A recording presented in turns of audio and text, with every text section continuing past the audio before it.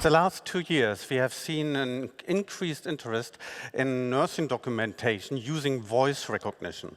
The idea basically is that there's a normal conversation between a nurse and a patient, and the AI is listening and puts the correct information into the correct places in the IT system. So there are currently many vendors on the market which offer such kind of solution. Some of them provide APIs, some other have complete applications. All of them are integrating in hospital information systems. Our company, NursIT, is offering a nursing documentation software strictly based on FHIR. And naturally, we are interested in incorporating such a technology into our software. But in our case, the solution must be able to fill out a FHIR questionnaire with more than 160 items. So these are very long and very structured FHIR questionnaires which need to be filled out. And it's, considering all these vendors on the market, it's currently not really clear which one has the best solution for that. So today we are providing, or we are showing here, a framework which allows to quantitatively measure the performance of large language models to fulfill this specific task. And as a vendor, when you are considering incorporating such an AI solution, there are typically 4 questions which are popping up. The first question is, so obviously we expect that commercial vendors are providing the best solution and perform best, actually. But if you enter the task in something like an open model, or not an open model, but an general purpose model like ChatGPT, then it provides very often sensible results. So the first question is obviously, how much better are the commercial vendors? And is it worthwhile to invest in that? The second one is, obviously, a US-based solution is not a solution for the German market, for example, because, the GDPR things and so on. So it would be nice to be able to use an open source model which can be installed on a cloud provider here in Germany. And many hospitals, they actually want on-premise solutions. So small AI models can be installed also locally on a local server. So how do they perform in comparison to bigger models which needs to be installed on a cloud service? And thirdly, or fourthly, we are interested in the stability. So do they produce consistent results, or are these results always quite different? So what is our approach of our investigation? So we are taking patient interviews, a transcript of patient interviews, and we pipe this into a large language model. And on the other hand, we take our FHIR questionnaire, so this is in this case an anamnesis form, and put this also into the large language model. We design a proper prompt, and we expect the large language model to fill out the anamnesis form. That means, in our case, to produce a FHIR questionnaire response resource. So what is the method we are applying here for the investigation? So first of all, we are simulating interviews using professional nurses, and transcript this interview. And you see on the right-hand side an example transcript. Note that these are normal conversations, so we are going not line by line during the questionnaire. We have a normal conversation with the patient, and we expect the large language model to pick out the correct information and put this into the corresponding form.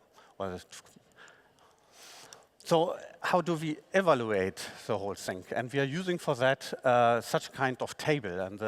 And each line in this table represents one FHIR questionnaire, one question in the questionnaire. And the first 3 columns represent the actual question with the answer options. And then the yellow column is a ground truth. This is filled out by an expert manually, carefully by looking at the transcript. And then we compare the ground truth with automatic response from the AI.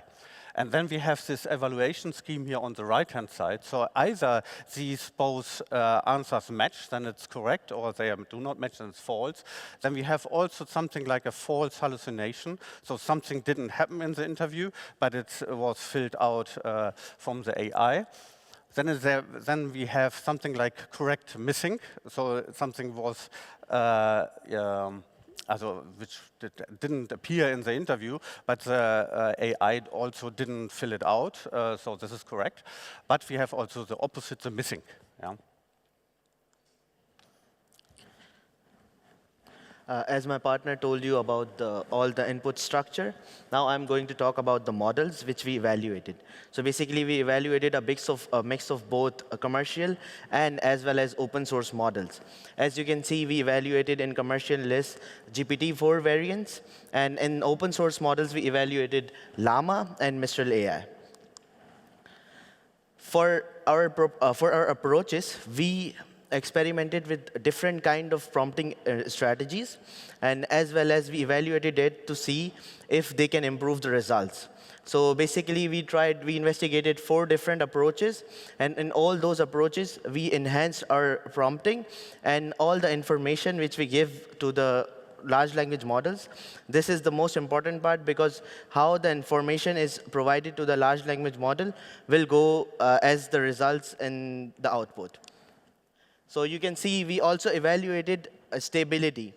So for the stability part, we gave a large language model same prompt 100 times with the same request, and see which large language model was the most consistent one.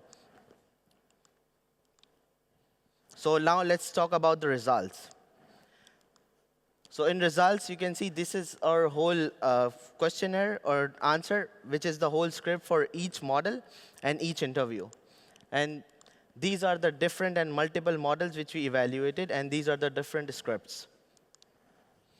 Now let's talk about the results. So basically, which you can see the highlighted part in yellow are all the open source models. And in the white part are the dedicated AI vendors, and as well as GPT-4 variants. So surprisingly, we see the AI vendors did not perform as much as better compared to the large language models, which are open source, and also ChatGPT. The smaller models you can see have the least accuracy in the end than the larger models. With our approaches, we tried to get the accuracy more and more correctly. And as well as you can see, we decrease the part where you can see the correct rate and missing rate. And these all can happen by our prompting strategies and all our different approaches.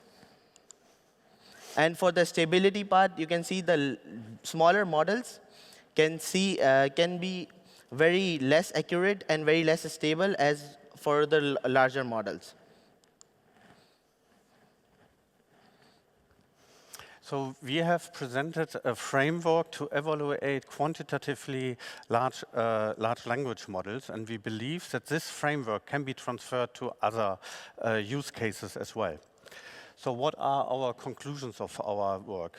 First of all, surprisingly, in our investigation, it is not necessarily clear that commercial vendors are actually better than general purpose models. Obviously, they offer advantages in support and integration and probably also domain specification, but they do not necessarily perform better. Open source models, they are a realistic alternative in comparison to proprietary models. And they have obviously advantages that they can be installed on a German cloud center. Also on-premise solutions, so smaller models, we were able to perform or improve the performance of these models by improving the prompt strategy. And he has shown basically that we were actually increase the correct, but also the missing rate. So in general, we believe that the main challenge nowadays is in the workflow integration of such a technology and not the technology anymore. Thank you very much.